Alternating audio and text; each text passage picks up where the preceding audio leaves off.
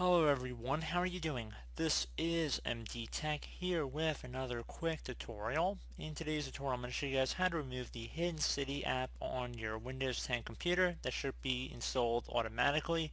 So I'm going to show you guys how to remove it. So pretty straightforward process, and without further ado, let's go ahead and jump right into it. So we're going to start by opening up the start menu. Just left click on the start button one time, or left click inside the search field, and you want to go ahead and look for the Hidden City app here. So you can just type in Hidden City into the search bar, or you can scroll down the list here until you find Hidden City. You want to right click on it and then select Uninstall.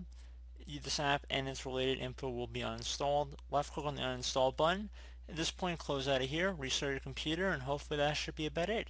So as always, thank you guys for watching this brief tutorial. I do hope I was able to help you out, and I do look forward to catching you all in the next tutorial. Goodbye.